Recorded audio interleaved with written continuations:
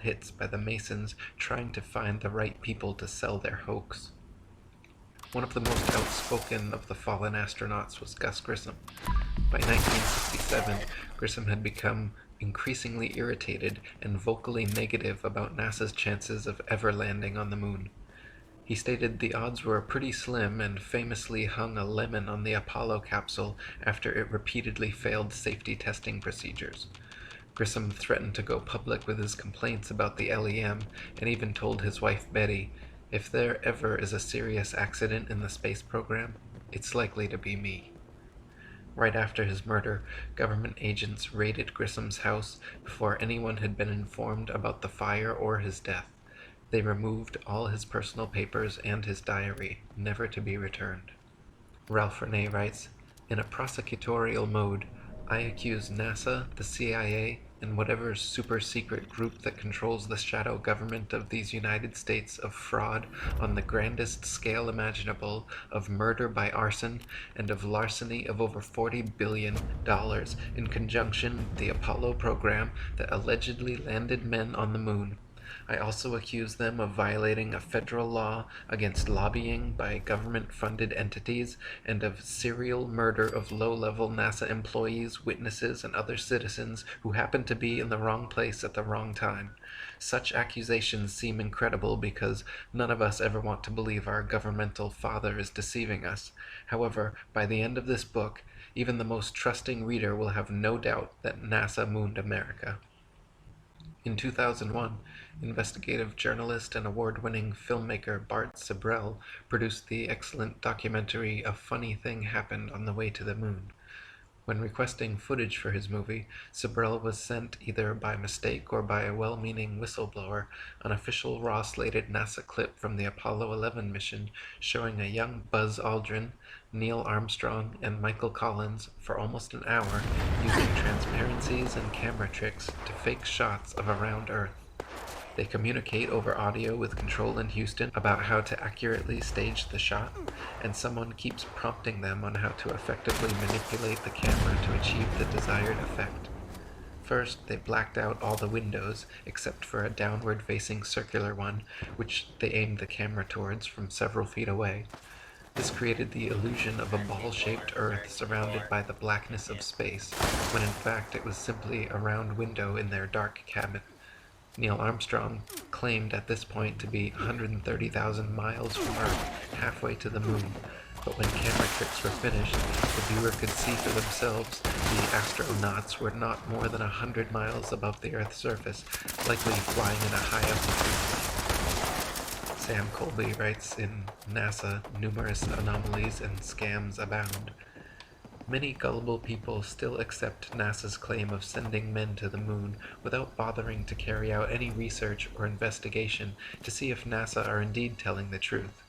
There are some who will never accept the moon missions were faked, regardless of how much factual evidence of a fake is put before them.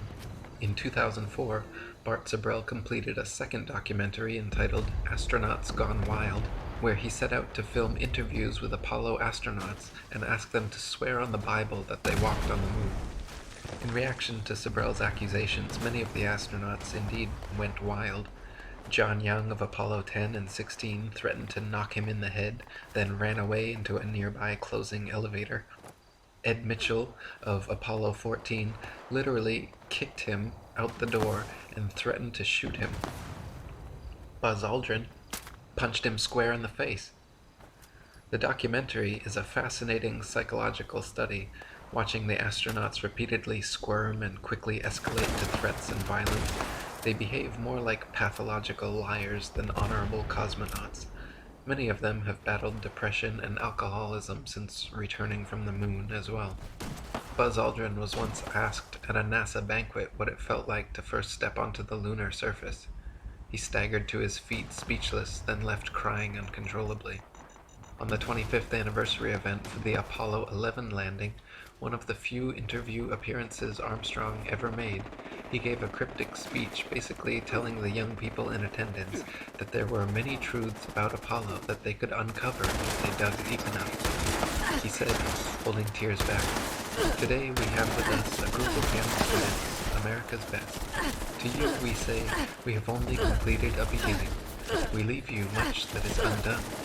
There are great ideas undiscovered, breakthroughs available to those who can remove one of truth's protective layers.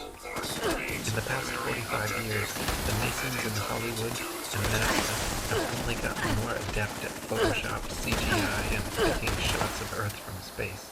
Hit movies like Apollo 13 and Gravity show how realistic and convincing these soundstage, green screen, computer-built environments can be. People believe it more too. A Knight's newspaper survey taken just after the Apollo landings found 30% of Americans were suspicious of NASA's trip to the moon. A Gallup poll taken in 1999 found only 6% of Americans had any doubt about the Apollo astronauts walking on the moon. Ralph Renee says, NASA is now preparing to take us to Mars, the same way they took us to the moon. This time, a small cadre of computer experts will astound us with photos created by the new digitized computer graphics which didn't exist in 1969. Next time, we will have no way of determining the truth. Since the faked Apollo moon landings in 1969, NASA has moved on to faking Somebody's Mars gotta light landings that with the Meshify. 1976 Viking, 1997 Pathfinder, and 2007 Phoenix. Right after landing, they got straight to work photoshopping the famous face on Mars, Martian pyramids, and the supposed Martian city of Sidonia.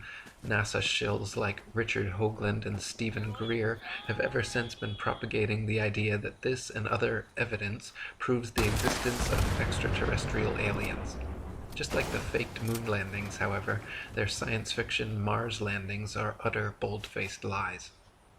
To begin with, the planets, formerly known as wandering stars, are not terrestrial, Earth-like habitations capable of landing anything on. The sun, moon, and stars are all simply luminaries, celestial lights, relatively close to Earth, not something tangible and solid that humans could ever walk. Gabrielle Henriette in Heaven and Earth says, the planets are not solid, opaque masses of matter as is believed. They are simply immaterial, luminous, and transparent disks. Even assuming Mars was an actual spherical desert planet as NASA claims, it is impossible for them to have safely landed the probes based on their own trials and statistics. They say the surface pressure on Mars is only 0.3% the surface pressure on Earth, and equivalent to the pressure at about 23 miles above Earth. There is not enough air matter at that pressure, however, to provide any lift for opening and billowing out the parachutes NASA uses to land its Mars probes. No parachute ever devised has been able to successfully deploy at that altitude. They simply stream straight back. I'm sorry, I don't never have go the a rest of the way impact. down. Joe That's my fault. Peter's record highest, fastest, and longest parachute dive from the Earth's upper atmosphere had him free-falling from only 19 miles high for 15 minutes at 767 miles per hour, and his drogue chute proved useless and offered no deceleration. Yet NASA would have us believe, for example, that Phoenix's parachute managed to somehow slow it down from 12,738 miles per hour to 123 miles per hour in just 2.86 minutes I feel so bad I before can't its rest final that. landing. In other words, NASA is claiming to do something on Mars that we have no evidence is even possible on Earth at significantly lower altitude and 16 times slower speed. Ralph Renee says, on July 14th, 1976, the orbiter module, which weighed 5,125 pounds, detached its lander. I can find no listed weight in my encyclopedia on space, but since it could carry up to 638 pounds of fuel in addition to its payload, that lander had to weigh at least 1,000 pounds. NASA claims that after the lander was detached, rockets were used to slow it down to 560 miles per hour at an altitude of 800,000 feet. Then it was allowed to fall 781,000 feet under Martian gravity before a parachute was deployed at 19,000 feet. At 4,600 feet, this chute was detached, and NASA tells us that it then had a velocity of 145 miles per hour. Rocket engines under computer control then landed it. Martian gravity, about 0.37 that of Earth gravity, accelerates an object at 32 feet per second. This gives Mars the ability to I need accelerate some an shotgun object shells. at 11.84 feet per second. The 560 miles an hour horizontal motion will not affect the downward velocity of an object that falls 781,000 feet on Mars. The terminal velocity at the time the chute was deployed was about 4,200 feet per second, which is almost 3,000 miles per hour. Much faster than a speeding bullet. NASA claims that in a matter of 14,400 feet, that chute, operating under near vacuum conditions, reduced the lander's speed to 145 miles per hour. Sure it did. That was then.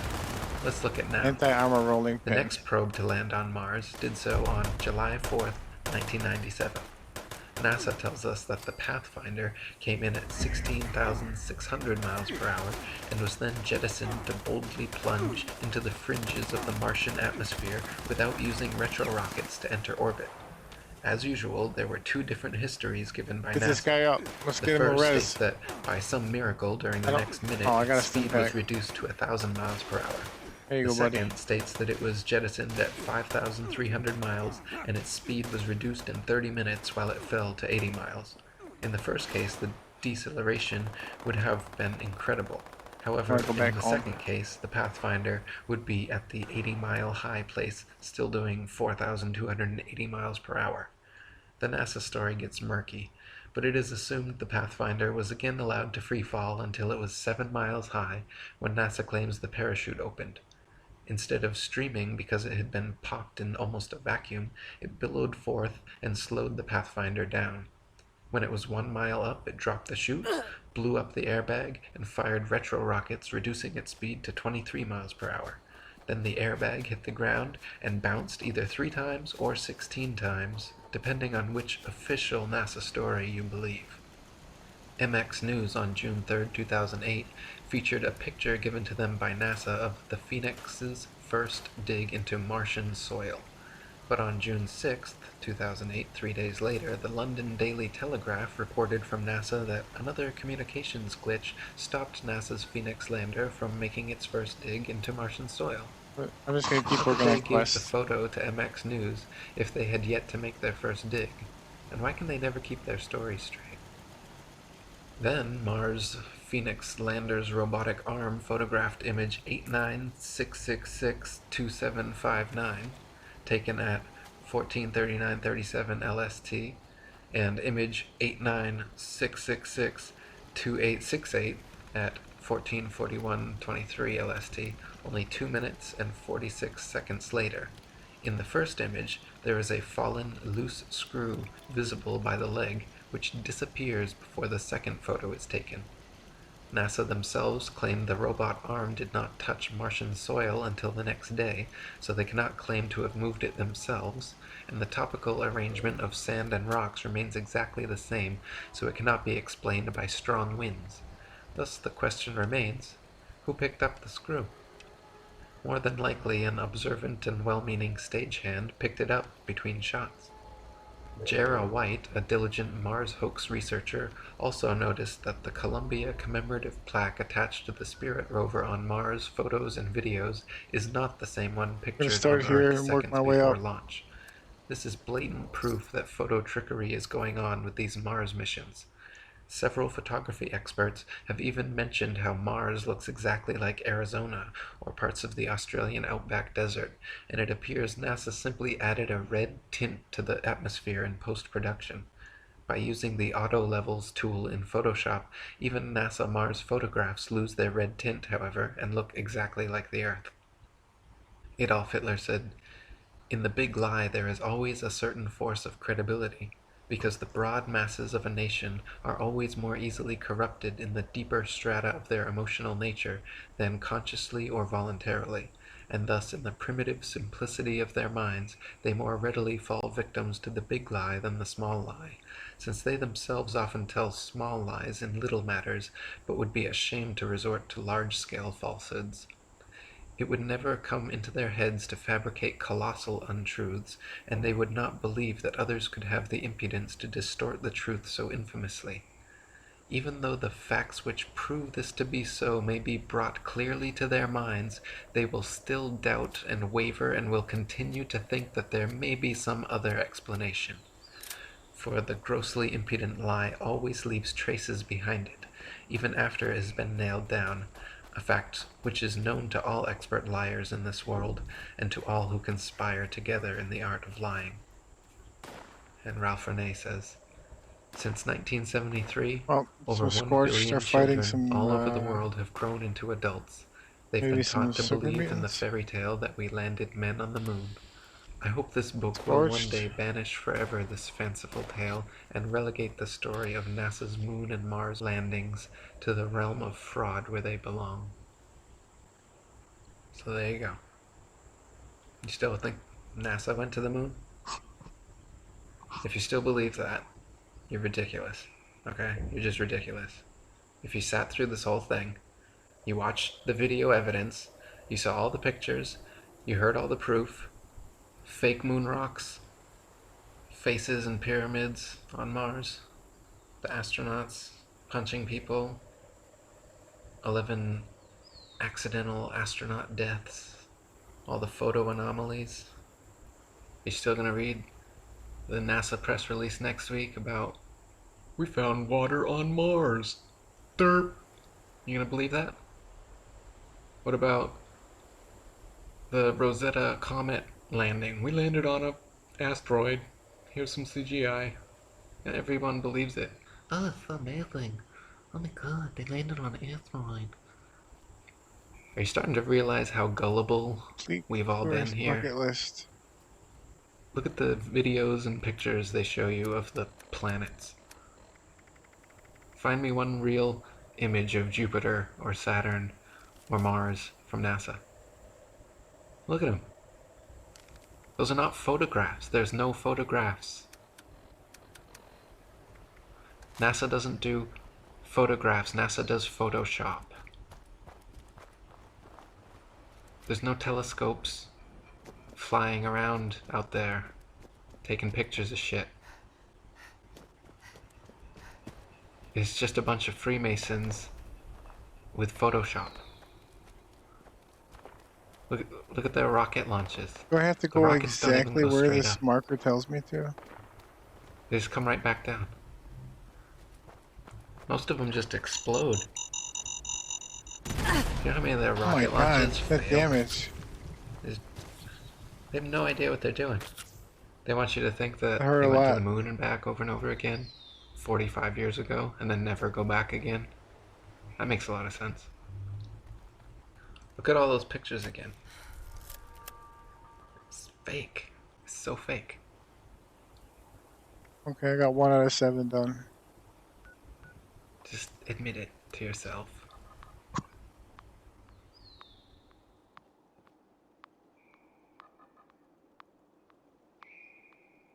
Yeah, Dr. Louis Chiap.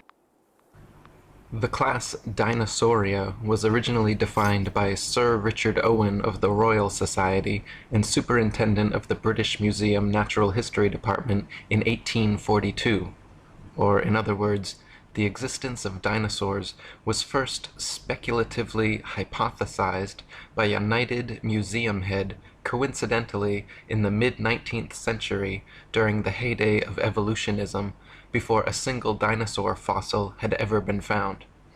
The Masonic media and mainstream press worldwide got to work hyping stories of these supposed long-lost animals, and then, lo and behold, 12 years later, in 1854, Ferdinand Vanderveer Hayden, during his exploration of the upper Missouri River, found proof of Owen's theory. A few unidentified teeth he mailed to leading paleontologist Joseph Leidy, who several years later declared them to be from an ancient, extinct Trachodon dinosaur, which, beyond ironically, means rough tooth. My PlayStation froze up. Firstly, it should be needless to say that it is impossible to reconstruct an entire hypothetical ancient animal based on a few teeth. But even more importantly, it is dubious that a myriad of ancient reptile, bird, and reptile mammal transitional forms necessary for the blossoming theory of evolution would be hypothesized and then conveniently discovered by teams of evolutionist archaeologists purposely out looking to find such fossils. And it is even more dubious that such fossils have supposedly existed for millions of years, but were never found by or known to any civilization in the history of humanity until evolutionism's Masonic Renaissance in the mid-19th century. David Wozni wrote, "Why are there no discoveries by Native Americans in all the years previous when they roamed the American continents? There is no belief of dinosaurs in the Native American religion or tradition. For that matter, why were there no discoveries prior to the 19th century in any part of the world? According to the World Book Encyclopedia, before the 1800s, no one ever knew that dinosaurs existed. During the late 1800s and early 1900s, large deposits of dinosaur remains were discovered. Why has man suddenly made all these discoveries? No tribes, cultures, or countries in the world ever discovered a dinosaur bone before the mid-1800s, and then they were suddenly found all over the world in North America, South America, Europe, Asia, Africa, Argentina, Belgium, Mongolia, Tanzania, West Germany, and many other places apparently had large deposits of dinosaur fossils never before seen. All these places were inhabited and well explored for thousands of years before this time. Why had no one ever found a dinosaur fossil before?" According to the book The Dinosaur Project, paleontological journalist Wayne Grady claims the period following this, from around 1870 to 1880, became a period in North America where some of the most underhanded shenanigans in the history of science were conducted.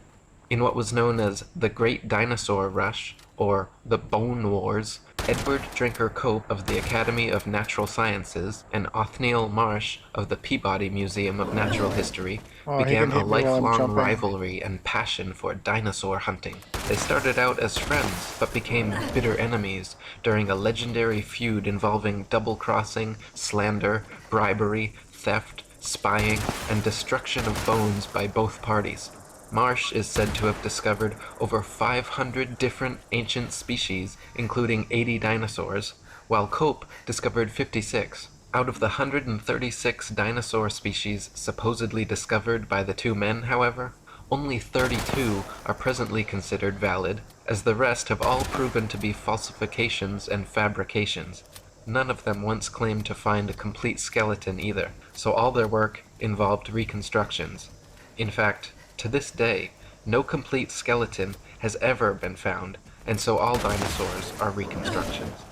David Wozni wrote, "Discoveries and excavations seem not to be made by disinterested people such as farmers, ranchers, hikers, outdoor recreationists, building construction industry basement excavators, pipeline trench diggers, and mining industry personnel, but rather by people with a vested interest such as paleontologists, scientists, university professors, and museum organization personnel who were intentionally looking for dinosaur bones or who have studied dinosaurs previously. Finds are often made during special dinosaur bone hunting trips and expeditions by these people to faraway regions already inhabited and explored. This seems highly implausible. More believable is the case of the discovery of the first original Dead Sea Scrolls in 1947, which were unintentionally discovered by a child and which were all published by 1955. In some cases of a discovery of dinosaur bones by a disinterested person, it was suggested to them by some professional in the field to look or dig in a certain area. Also very interesting to note are special areas set aside and designated as dinosaur parks, for which amateur dinosaur hunters are required to first obtain a dinosaur hunting license. Whatever destination these establishment-funded archaeologists and paleontologists set, it seemed they found incredible numbers of fossils in tiny areas. In one of the largest dinosaur excavation sites, called the Ruth Mason Quarry, over 2,000 fossils were allegedly discovered. Casts and original skeletons assembled from these bones are currently on display in over 60 museums worldwide. Florentino Amagino head of paleontology at La Damn. Plata Museum, is amazingly responsible for 6,000 fossil species supposedly discovered throughout his career, all in Argentina.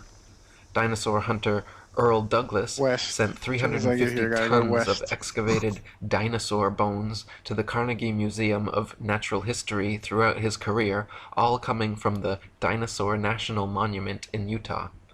During an expedition to Patagonia, Dr. Louis Chiappe and Dr. Lowell Dingus supposedly discovered thousands of dinosaur eggs at a site of only a few hundred square yards. Many experts have mentioned how such finds of huge quantities of fossils in one area by just a few highly invested Directly individuals west. goes against the laws of natural probability and lends credence to the likelihood of forgeries or concentrated planting efforts. David Wozni wrote, "Dinosaur bones sell for a lot of money at auctions. It is a profitable business. There is pressure for academics to publish papers. Museums are in the business of producing displays that are popular and appealing. Movie producers and the media need to produce material to sell to stay in business. The mainstream media loves to hype alleged dinosaur finds.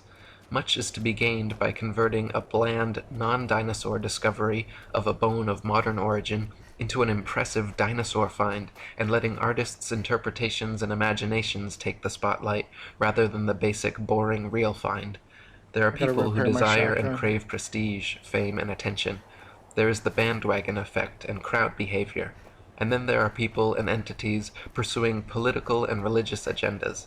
Highly rewarding financial and economic benefits to museums, educational Front and of the research pumpkin house. organizations, university departments of paleontology, discoverers and owners of dinosaur bones, and the book, television, movie, and media industries may cause sufficient motivations for ridiculing of open questioning and for suppression of honest investigation.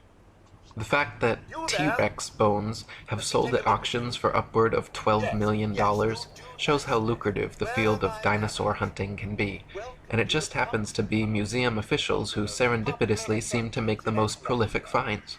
The first dinosaur to ever be publicly displayed was the Hadrosaurus folci at Edward Drinker Cope's Academy of Natural Sciences in Philadelphia. The bones were co-discovered by Joseph Leidy, Cope's esteemed professor, and the man responsible for the Trachodon Toothosaurus. The original Hadrosaurus reconstruction, which is still on display today, shows a huge plaster cast bipedal reptile standing upright using its tail as a third leg. What few people know, however, is that no skull was ever discovered and no original bones were put in the public exhibit.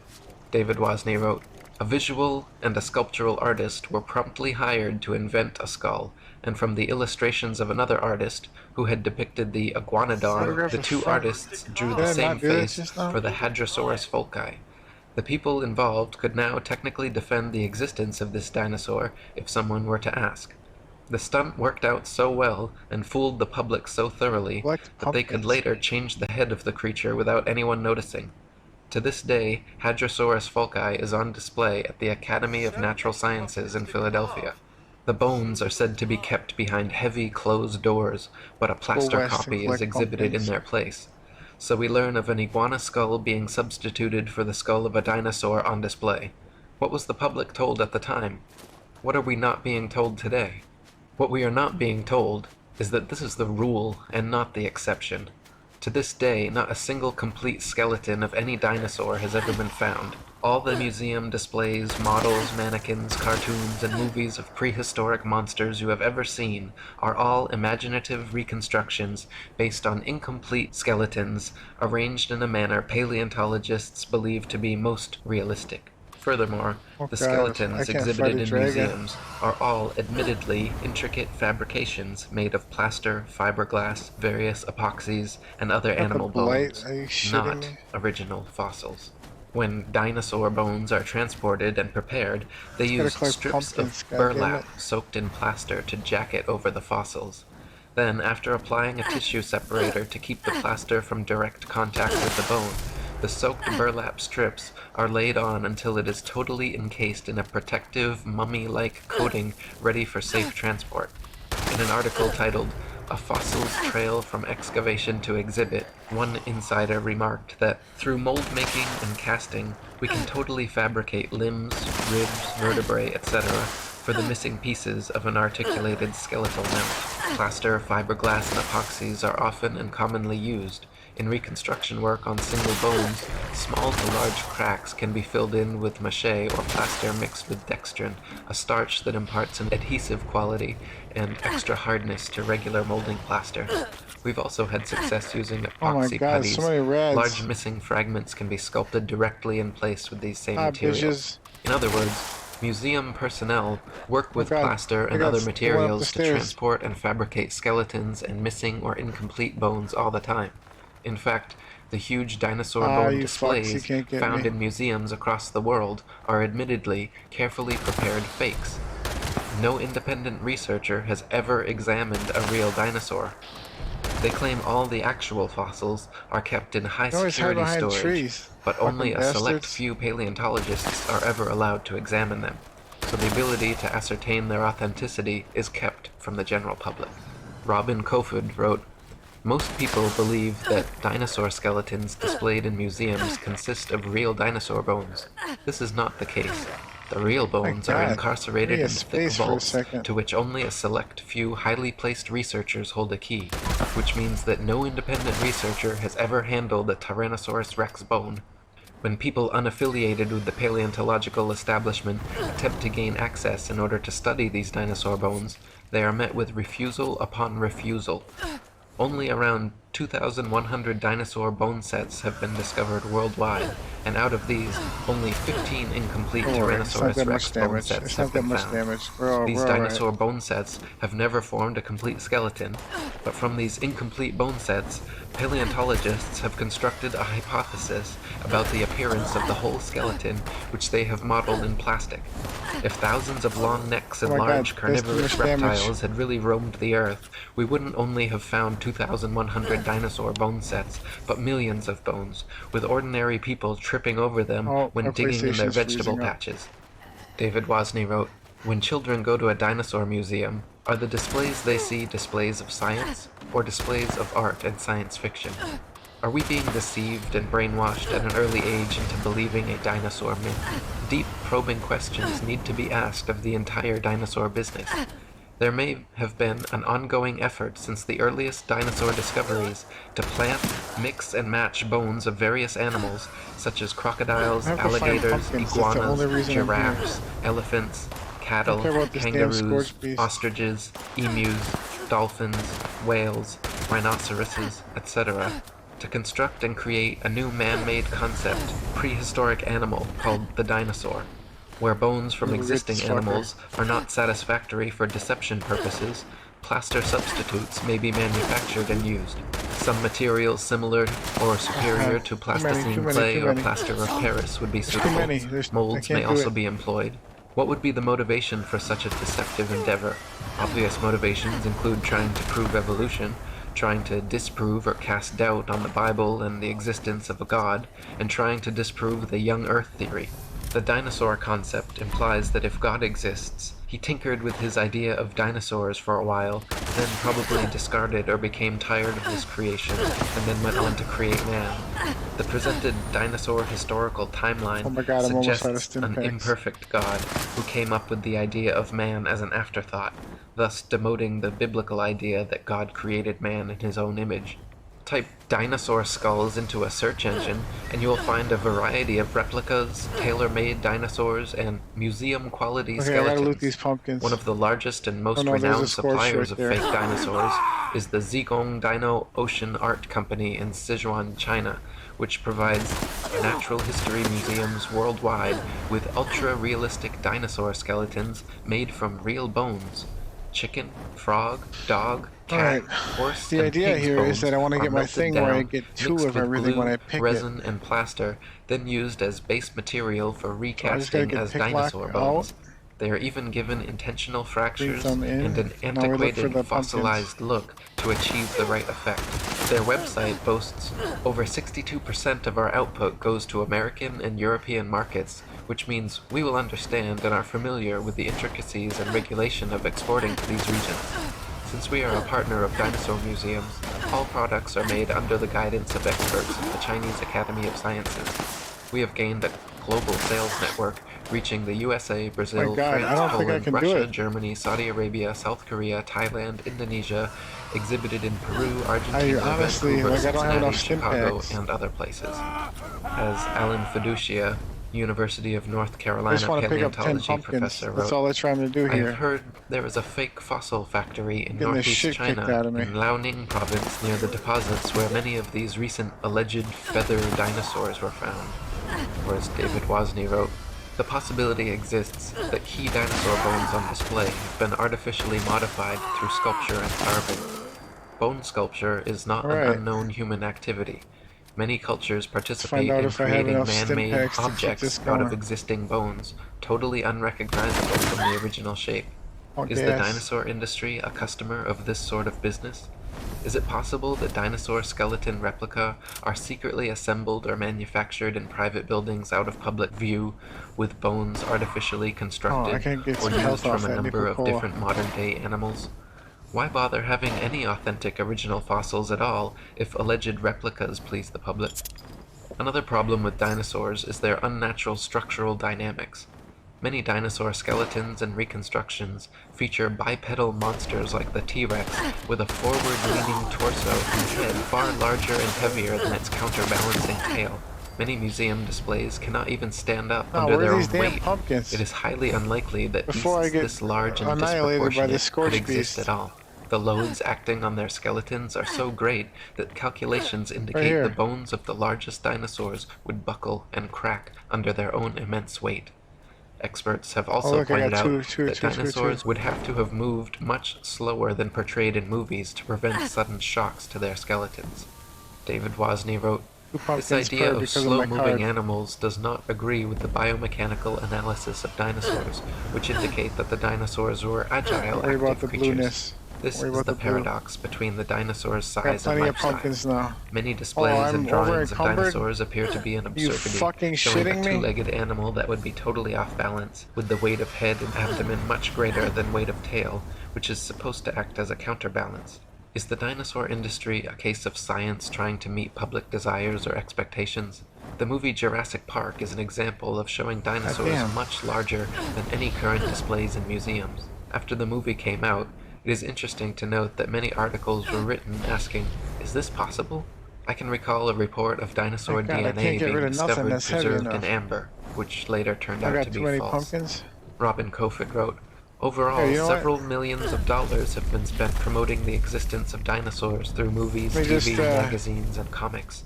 The world of movies and paleontology are like Siamese twins. People's view on the existence of dinosaurs is based not on firm evidence, but on Hollywood-fixated artistic impressions. Documentaries colorfully illustrate each dinosaur's characteristics, like colors, weight, and muscle mass. But Don Lessam, advisor for Jurassic Park, admits that this is pure guesswork. Consider, for instance, the question of how much these dinosaurs weigh. Don Lessam says, scientists don't know how much dinosaurs weighed. Dinosaurs are presented to the public with colorful artistic reconstructions, drawings, models, mannequins, gigantic skeletons in museums, cartoons and movies showing these beasts in explicit detail, but the fact is, from the assigning and arrangement of bones in each species, to the impossible to discern soft tissue, skin, eyes, noses, color, hairiness, texture, etc., just like the many supposed ape-man species, all dinosaur reconstructions are 100% fictional fabrications created by invested and inventive evolutionists. They purposely present dinosaurs to children in the media to spark and bias their young imaginations toward their machinations. Cartoons like Ice Age and The Land Before Time, movies like Jurassic Park and Dinosaur Island, coloring books, dolls, plastic toys, elementary school textbooks, and huge displays in children's museums certainly have an effect on budding young minds. National Geographic and the Ice Age movies were produced by Mason Rupert Murdoch's News Corp and 20th Century Fox. The Masonic production company Universal Studios created Jurassic Park and The Land Before Time. They are owned by Comcast, whose main shareholders are Masons, J.P. Morgan, and the Rothschilds. Discovery Channel, which features many dinosaur documentaries, is also financially advised by N.M. Rothschilds and Son Limited. Former paleontology student Michael Forsell claimed on a radio interview with leading paleontologist Jack Horner that he was a total fraud, fabricating evidence and perpetuating the myth of dinosaurs. Just walk up there, then. He continued on saying, "I started my career in the field of paleontology only to leave my studies once I realized the whole thing was a sham. It's nonsense. Most of the so-called skeletons in museums are actually plaster casts. They even do it openly on documentaries now, preserving the bones my ass. I struggled as a student mainly because I could not tell the difference between a fossilized egg and an ordinary rock, and of course there is no difference. I was treated like a leper when I refused to buy into their propaganda and promptly left the course. Dinosaurs never existed. The whole shebang is a freak show.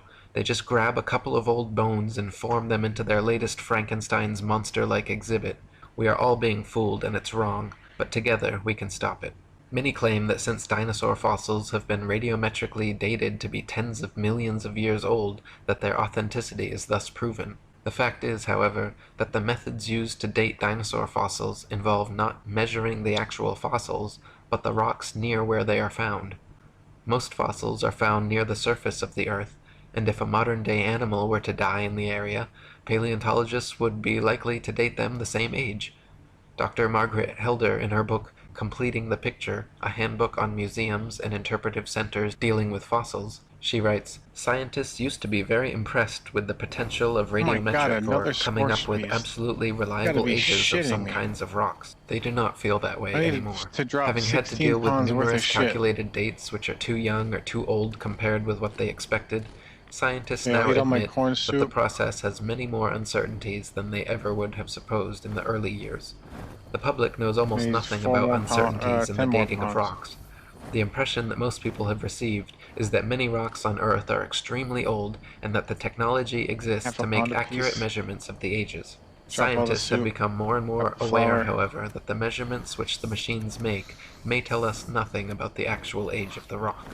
One of the main reasons that evolutionists needed the existence of dinosaurs was to answer the complicated problems present in the theory of evolution, including sea-dwelling animals evolving into land dwellers, reptiles evolving wings, feathers, flying and becoming birds, as well as other reptiles evolving warm blood, live births, breasts, and becoming mammals, through their imaginary multi-million-year timeline and a variety of supposed transitional dinosaur forms. The paleontological establishment has been promoting various sea dinosaur, reptile/birds, and reptile/mammals to bridge these gaps. Many professionals and experts in the field have disputed such findings as often as they have been presented, however. Dr. Stores Olson, a Smithsonian Institute scientist, wrote, "The idea of feathered dinosaurs and the theropod origin of birds is being actively promulgated by a cadre of zealous scientists acting in concert with certain editors at Nature and National Geographic, who themselves have become outspoken and highly biased proselytizers of the faith. Truth and careful scientific weighing of evidence have been among the first casualties in their program, which is now fast becoming one of the grander scientific hoaxes of our age. No authentic feathers have ever been found with dinosaur fossils, though a few exposed hoaxes certainly attempted to fake it. Dr. Olson called the adding of feathers to their findings hype, wishful thinking, propaganda, nonsense, fantasia, and a hoax. In the 1990s, many fossils with feathers were supposedly discovered in China, suspiciously close to the Zhejiang Dino Ocean Art Company, but when examined, Dr. Timothy Rowe found the so-called Confuciusaurus was an elaborate hoax. He also found the Archaeoraptor, supposedly discovered in the 90s, was composed of bones from 5 different animals. When Dr. Rowe presented his findings to National Geographic, the head scientist reportedly remarked, "Well, all of these have been fiddled with." National Geographic then proceeded with their news conferences and media stories about the Archaeoraptor fossils being genuine and having found the missing link in evolution.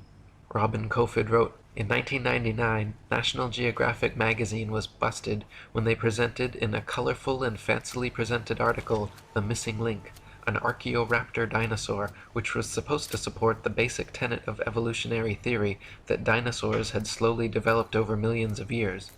Their proof consisted of a fossil where carefully arranged bone imprints gave the impression of a creature half dinosaur and half bird. The scam was discovered during a CT scan which uncovered unnatural bone links. National Geographic magazine was later forced to admit, when pressured, that the fossil was man-made.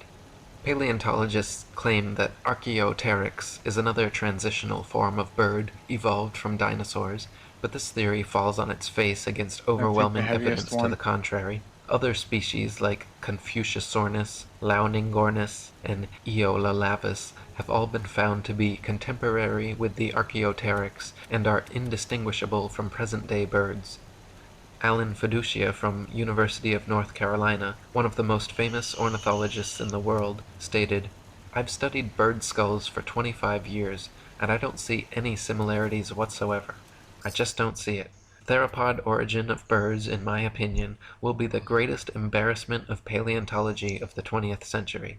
Larry Martin from the University of Kansas, a paleo-ornithologist, says, "To tell you the truth, if I had to support the dinosaur origin of birds with those characters, I'd be embarrassed every time I had to get up and talk about it." Even if dinosaurs did evolve into birds to fill their evolution gap, it does not explain how something like the common housefly could have evolved. Flies flap their wings simultaneously 500 times per second. Even the slightest dissonance in vibration would cause them to lose balance and fall, but this never happens. How could they evolve such an amazing and specialized ability? Why were dinosaurs never discovered before the evolutionist renaissance in the mid-19th century? Why do paleontologists think they can reconstruct an entire species of ancient animal from a few teeth? Why have so many dinosaur discoveries turned out to be hoaxes? Why are all authentic dinosaur fossils kept under tight lock and key away from any independent analysis? Why has erosion and weathering not destroyed all these supposed prints and fossils that are allegedly millions of years old? If dinosaurs were supposedly wiped out by a meteor impact or other such catastrophe, why is it that all the other various animal species that exist today were not similarly wiped out? There are many more questions which need to be answered before anyone in their right mind should consider the existence of dinosaurs anything but a convenient evolutionist myth. Robin Kofod wrote, "The paleontological establishment can control which hypotheses will be constructed through textbooks and the curriculum. In this way, students are brainwashed into a pseudo-reality controlled by text material and the teacher's authority. A short practical example. A random dental bone is found at an excavation site, and from this dental bone, the rest of the skeleton is guessed at. We are not kidding about this.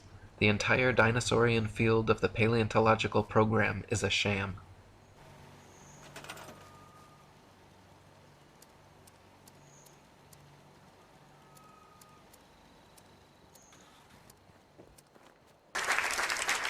Well, I'm very happy to be here. My name is Russell Targ. I'm a physicist, and it's my great pleasure to tell you about the... Yikes. Alright, we're going to another video. Yeah, Dr. Louis Chia. I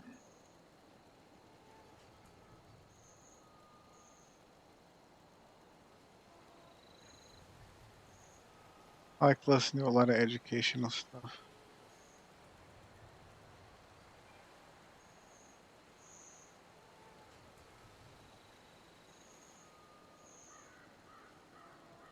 Were guilty of the same charge. With the popular modern scientific materialist atheist worldview propagated by NASA, the mainstream media, and the public education system is that you are here because nothingness, for no reason, exploded and created everything. Before time, space, matter, consciousness, intelligence, and life, there was nothing. Then the nothingness exploded. And instead of destroying things like every other explosion ever, this explosion created things, created everything. The nothingness explosion somehow created space, time, and all matter in the universe in an instant and for no reason at all. Then all of the creationary explosive debris flying outward at over 670 million miles per hour for 14 billion years culminated to create you. Yes. First, some of the more gaseous nothing came together, forming suns and stars. Then solid pieces of the nothing came together, forming planets and moons. Then the nothing turned hydrogen and oxygen came together, forming water on the nothing planet Earth, out of which single-celled living organisms magically appeared, got to work dividing and multiplying into multi-celled conscious organisms, which multiplied and divided and mutated into various forms of sea life, which adapted and evolved There and you go. I got rid crawled of the onto land, pumpkins. replacing gills with lungs, lost tails, grew opposable thumbs, and started grasping at straws like this ridiculous nihilistic notion of Big Bang evolution. This anti-God materialist theory of evolution has been staunchly protected by the infallibility of science for over 150 years, but in actual fact, just as science has failed to find one true, valid proof that Earth is a ball spinning around the sun, scientists have failed to discover a single piece of evidence that the material world is a product of blind chance evolution. Furthermore, Big Bang evolution actually requires and presupposes many other claims which have already been proven false in previous chapters, such as the plurality of worlds, Newton's theory of gravity, Einstein's theory of relativity, stars being distant suns, and Earth being a planet, not a plane. Harun Yahya wrote, "Evolutionary theory claims that life started with a cell that formed by chance. According to this scenario, 4 billion years ago, various lifeless chemical compounds underwent a reaction in the primordial atmosphere on the Earth, in which the effects of thunderbolts and atmospheric pressure led to the formation of the first living cell. The first thing that must be said is that the claim that inanimate materials can come together to form life is an unscientific one that has not been verified by any experiment or observation. Life is only generated from life. Each living cell is formed by the replication of another cell. No one in the world has ever succeeded in forming a living cell by bringing inanimate materials together, not even in the most advanced laboratories. The theory of evolution faces no greater crisis than on the point of explaining the emergence of life. The reason is that Oh, I organic can play him with molecules this. are Look at so that. complex that their Oh my formation god, it's a cannot Wendigo. possibly be explained as being coincidental, and it is manifestly impossible for an organic cell I don't want to to have fight been the formed Wendigo. by I didn't chance. sign up for How this. could all the interconnected and compartmentalized components, the cell wall, the cell membrane, the mitochondria, proteins, DNA, RNA, ribosomes, lysosomes, Okay, where am I at? cytoplasm, vacuoles, nucleus, and other cell parts Photograph of the magically come friendly together and create conscious, storefront. intelligent life from unconscious, dead matter? Just making one average-sized protein molecule is already composed The of Wendigo is gone. 288 amino acids of 12 varying types, which can be combined to 10 to the 300th power different ways. Of all those possibilities, only one forms the desired protein molecule, and there are over 600 types of proteins combined in the smallest bacterias ever discovered. Astronomer Oh Fred my Hoyle god. compared the odds that all the multifaceted and multifunctional parts of a cell could coincidentally come together and create life, analogous to a tornado sweeping through a junkyard and assembling a Boeing 747 from the materials therein. Oh Hoyle god, it's wrote right that there. if there were a basic principle of matter which somehow drove organic systems toward life, its existence should easily be demonstratable in the laboratory. One could, for instance, take a swimming bath to represent the primordial soup, fill it with any chemicals of a non-biological Yikes. nature you please, pump any gases over it or through it you please, and shine any kind of radiation on it that takes your fancy. Let the experiment proceed for a year, and see how many of those 2,000 Okay, I enzymes, got 2 more protein pictures to take. produced by living cells, have appeared in the bath. I have to I will give go the answer, and so save all the time west. and trouble and expense of actually doing the experiment. You will find nothing at all, except possibly for a tarry sludge composed of amino acids and other simple organic chemicals. Even if scientists placed all the chemical substances necessary for life in a tank, applied to them any processes of their choice, and waited for billions of years, not a single living cell could or would ever form. Astrobiologist Chandra Wickraman Singh wrote, "The likelihood of the spontaneous formation of life from inanimate matter is 1 to a number with 40,000 zeros after it." It is big enough to bury Darwin and the whole theory of evolution. The beginnings of life were not random. They must have been the product of purposeful intelligence. From my earliest training as a scientist, I was very strongly brainwashed to believe that science cannot be consistent with any kind of deliberate creation. That notion has had to be painfully shed. At the moment, Oh my I god, that can't was a find bad any jump. rational argument to knock down the view which argues for conversion to God. We used to Oh have an open jeez. mind. Now we realize that the only logical answer I to gotta life is photograph creation the and logo not of the red accidental rocket. Oh random god, here we go. shuffling.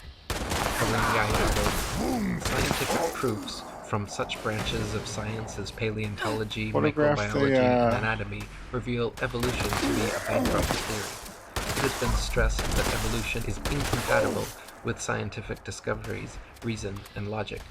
Those who believe in the theory of evolution think that a few atoms and molecules thrown into a huge vat could produce thinking, reasoning professors, university students, scientists, artists, antelopes, lemon trees, and carnations. Moreover, the scientists and professors who believe in this nonsense are educated people. That is why it is quite justifiable to speak of the theory of evolution as the most potent spell in history. Never before has any other belief or idea so taken away people's powers of reason, refused to allow them to think intelligently and logically, and hidden the truth from them as if they had been blindfolded. Consciousness, light, the beautiful diversity, complexity, and interconnectedness of nature and the universe simply could not be the result of some random, coincidental physical phenomenon. Oh my The god, likelihood my of health. life forming from inanimate matter is 1 to the 10 to the 40,000th power. At least I got a Then those legendary are out of it. precisely the magnificent odds against which the universe could be unintelligently designed. Even the simple formation of DNA and RNA molecules are Jeez, similarly man, they really beyond make the you work reach of hard for chance shit in to this come game. together, equivalent to 1 times 10 to the 600th power, or 10 with 600 zeros afterwards.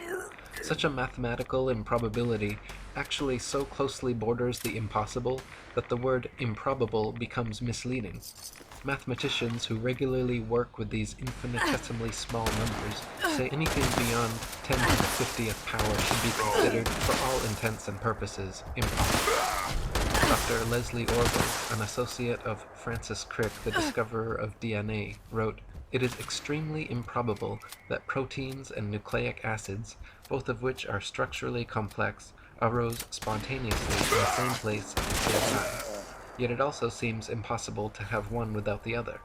And so, at first glance, one might have to conclude that life could never, in fact, have originated by chemical means, Yikes. or as Turkish evolutionist Professor Look at Ali how blurry it Demirsoy is. What stated, the fuck? the probability of the coincidental formation of cytochrome C, just one of the essential proteins for life, is as unlikely as the possibility of a monkey writing the history of humanity on a typewriter without making any mistakes. Some metaphysical powers beyond our definition must have acted in its formation." Harun Yahya wrote, "Let us suppose that millions of years ago a cell was formed which had acquired everything necessary for life, and that it duly came to life. The theory of evolution again collapses at this point, for even if this cell had existed for a while, it would eventually have died, and after its death, nothing would have remained, and everything would have been reverted to where it had started. This is because the first living cell, lacking any genetic information, would not have been able to reproduce and start a new generation. Life would have ended with its death. The genetic system does not only consist of DNA. The following things must also exist in the same environment: enzymes to read the code on the DNA, Right in the face. messenger RNA to be produced after reading these codes, a ribosome to which messenger RNA will attach according to this code, transfer RNA to transfer the amino acids to the ribosome for use in production, and extremely complex enzymes to carry out Need a numerous crafting intermediary station. processes. Such an environment cannot exist anywhere apart from a totally isolated and completely controlled environment, such as the cell, where all the essential raw materials and Really energy badly. resources exist. The Big Bang theory is easily proven false, as the nature of explosions is to destroy, to break things down into their constituent parts, increasing chaos and decreasing order. Explosions simply do not and cannot create things, causing disparate parts to combine into more ordered wholes, as the Big Bang theory contends. Similarly, the theory of evolution is proven false by entropy, the second law of thermodynamics. It is a fact that systems left to their own devices tend to become corrupted, disordered, and dispersed over time. All things, living or not, wear out, deteriorate, and decay. They do not spontaneously come together over time in incredibly implausible combinations, creating diverse, complex, and beautiful living forms. Thus, the theory of evolution is in direct opposition to the law of entropy. Evolution supposes things become more ordered, more structured, and more complex over time. But from rust to mold to rotting corpses, nature is everywhere at odds with such a notion. Furthermore, according to the Le Chatelier principle in chemistry, life could not have been formed in the sea as evolutionists allege anyway, since the peptide bond created by amino acid chains produces water molecules. It is not possible for such a reaction to take place in a hydrous environment. Harun Yahya wrote, "Organic matter can self-reproduce only if it exists as a fully developed cell with all its organelles in an appropriate environment where it can survive, exchange materials, and get energy from its surroundings. This means that the first cell on Earth was formed all of a sudden, together with its amazingly complex structure. What would you think if you went out hiking in the depth of a thick forest and ran across a brand new car among the trees? Would you imagine that various elements in the forest had come together by chance over millions of years and produced such a vehicle? All the parts in the car are made of products such as iron, copper, and rubber, the raw ingredients for which are all found on the Earth. But would this fact lead you to think that these materials had synthesized by chance and then come together and manufactured such a car? There is no doubt that anyone with a sound mind would realize that the car was a product of an intelligent design, in other words, a factory, and wonder what it was doing there in the middle of the forest. The sudden emergence of a complex structure in a complete form, quite out of the blue, shows that this is the work of an intelligent agent. An extraordinarily complex system like the cell is no doubt created by a superior will and wisdom. In other words, it came into existence as a creation of God. Many facets of nature are far too complex, specialized, and perfect Somebody to have saw me like arisen 1,000 simply shotgun due to shells at blind one chance camp changes over time. For example, the eye, with its various parts and mechanisms, all working together with the brain, producing the sharpest, clearest 3D color images imaginable. Even the most advanced cameras and plasma screens ever produced by humans cannot provide an image as perfect in detail and clarity as our own eyes. Charles Darwin, the originator of the theory of evolution, himself admitted that the thought of the eye made him cold all over, as he knew what an impassable obstacle the eye presented for his theory. And it is the same with ears and audio equipment.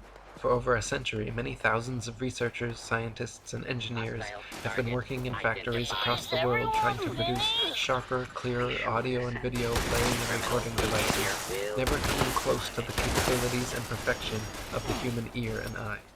Harun Yahya wrote, "Look at the book you read, your hands with which you hold it, then lift your head and look around you.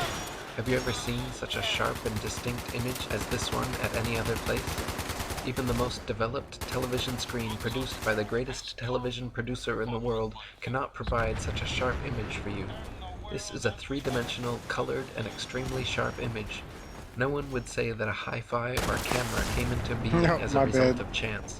So how can it be claimed that the technologies that exist in the human body, which are superior even to these, could have come into being as a result of a chain of coincidences called evolution? It is evident that the eye, the ear, and indeed all the parts of the human body are products of a very superior creation. Charles Darwin, in his Origin of Species, the veritable Bible of atheist materialists, stated that, if my theory be true, numberless intermediate varieties, linking most closely all of the species of the same group together, must assuredly have existed. Consequently, evidence of their former existence could be found only amongst fossil remains. Darwin himself knew no such transitional forms had been discovered and hoped that they would be found in the future. He even admitted in his Difficulties on Theory chapter that these missing intermediate forms were the biggest stumbling block for his theory. He called it the most obvious and gravest objection which can be urged against my theory. Harun wrote, according to the theory of evolution, every living species has emerged from a predecessor. One species which existed previously turned into something else over time, and all species have come into being in this way. According to the theory, this transformation proceeds gradually over millions of years. If this were the case, then innumerable intermediary species should have lived during the immense period of time when these transformations were supposedly occurring.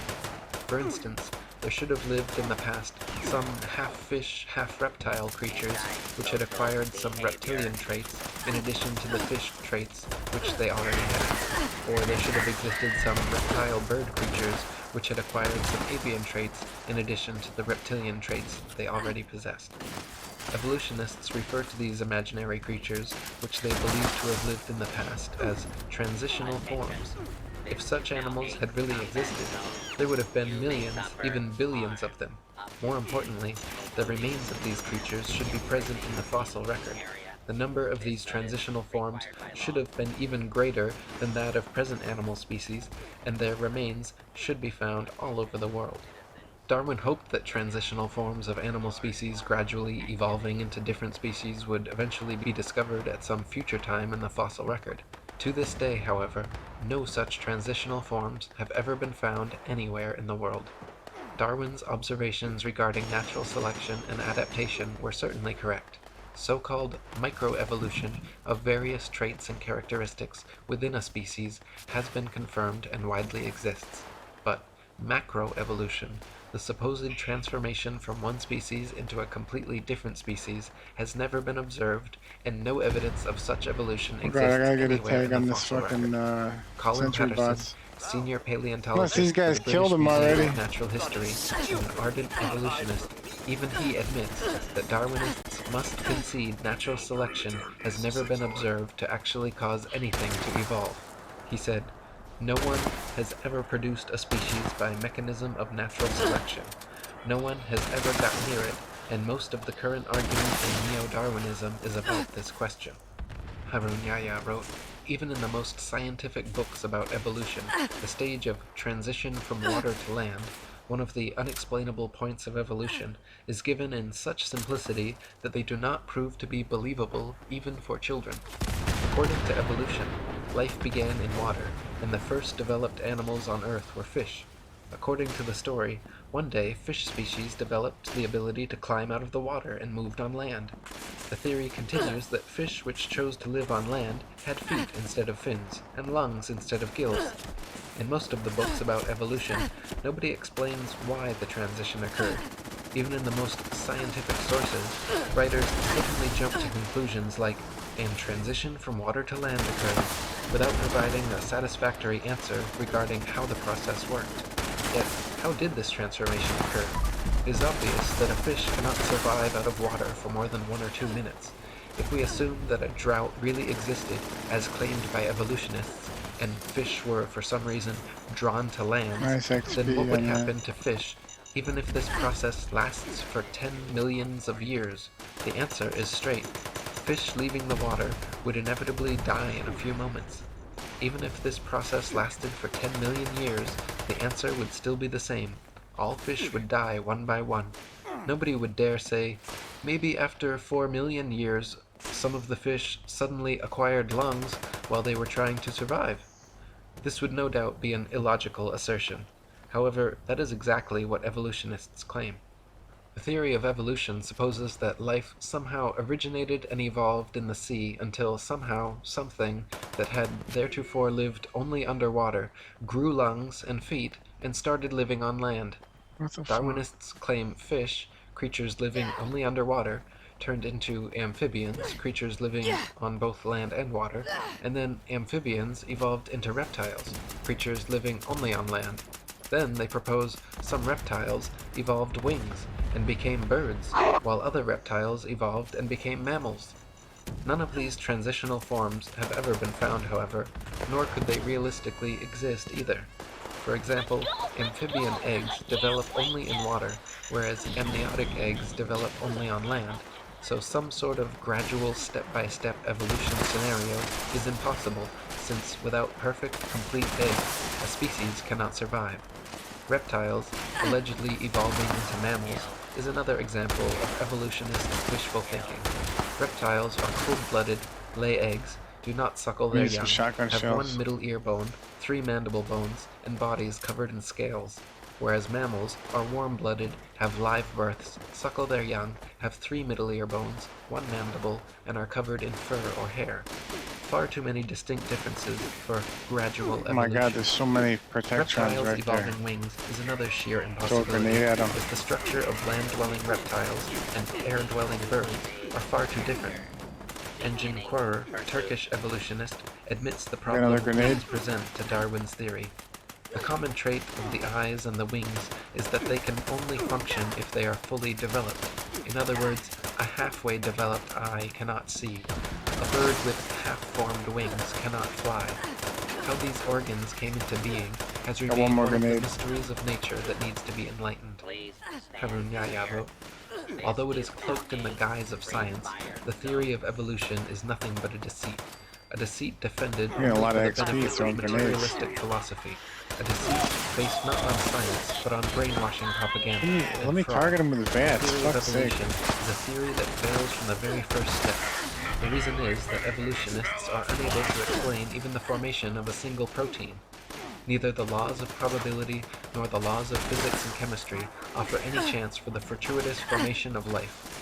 Does it sound logical or reasonable when not even a single chance-formed protein can exist, that millions of such proteins combined in order to produce the cell of a living thing, and that billions of cells manage to form and then come together by chance to produce living things, and that from them generated fish, and that those that passed to land turned into reptiles, birds, and that this is how all the millions of different species on Earth were formed? They have never found a single transitional form, such as a half-fish, half-reptile, or half-reptile, half-bird, nor have they been able to prove that a protein, or even a single amino acid molecule composing a protein, could have formed under what they call primordial Earth conditions, not even in their elaborately equipped laboratories. People are bad at they using succeeded in doing stim that. packs. Darwin's theory is a concept that concerns not only biology, chemistry, astronomy, and metaphysics, but actually formed the basis for a new political outlook as well. Within a very short time, this new progressive political attitude Oh, I was got a redefined medics. as social Darwinism, and as many historians Alright, have let's finish suggested, off these, social Darwinism became we the need a res. ideological basis of fascism, communism, and eugenics. Darwin's idea of natural selection and survival of the fittest were central to the insane ideologies of many of the 20th century's worst mass murderers, including Mao, Stalin, Lenin, Alright. Trotsky, Marx, Get the fuck and Pol outta Pot. here. Charles Darwin himself was a blatant racist who elucidated in his book The Descent of Man how blacks and aborigines, due to their inferiority to Caucasians, would be done away with by the civilized races in time. Freemasonic records state that Charles Darwin's grandfather, Erasmus Darwin, was a philosopher, scientist, and physician who advanced ideas on evolution back in the 18th century. Before coming to Derby in 1788, Dr. Darwin had been made a mason in the famous time immemorial lodge of Canongate Kilwinning No. 2 of Scotland. He also maintained close connections to the Jacobin Masons in France and Adam Weishaupt's Illuminati. Sir Francis Darwin and Reginald Darwin, two of his sons, were also made Masons in Tyrian Lodge No. 253 at Derby. Charles Darwin does not appear on the rolls of the lodge, but it is most likely that he, like his grandfather, his sons, and his bulldog, T.H. Huxley, was a Mason. Charles wrote that he used to listen to his grandfather's ideas of evolution and was greatly influenced by them. Erasmus was the first man to put forward the notion of evolution in England. He was known as a respected person, but he had a very dark private life, and at least 2 illegitimate children. Charles himself would go on to marry his first cousin a lot of and have weapons 3 here. children die due to complications from inbreeding. Harun Yahya wrote, Masons, thinking that Darwinism could serve their goals, played a great role in its dissemination among the masses. As soon as Darwin's theory was published, a group of volunteer propagandists formed around it, the most famous of whom was Thomas Huxley, who was called Darwin's bulldog. Huxley whose ardent advocacy of Darwinism was the single factor most responsible for its rapid acceptance, brought the world's attention to the theory of evolution in the debate at the Oxford University Museum, in which he entered into I'm on June exhausted. 30th, 1860, I with need the to log Bishop of out. Oxford, Samuel Wilberforce. The Huxley's video great I'm watching is dedication to spreading amazing. the idea of evolution, together with his If you are establishment interested connections, is brought into further and you're light actually according watching, to the following it is fact. Eric Huxley Dubay. was a member of the Royal ERICDUBAY. Society, one of England's most prestigious scientific institutions, He is one of the most and, attacked like and nearly all the other silenced members of this truthers in the world. institution, was a senior Mason. Look it up. Other members of the Royal Society lent Darwin significant support. In short, Darwin wasn't acting alone. From the moment his theory I'll was see you later. proposed, I gotta he log out. I'm received the done. I support can't that handle came no from more. the social classes and groups whose nucleus was made up of Masons. An important example which proves the fact that Darwinism is one of the biggest deceptions of atheistic Freemasonry is a resolution carried in a Mason meeting. The 33rd Degree Supreme Council of Mizraim Freemasonry at Paris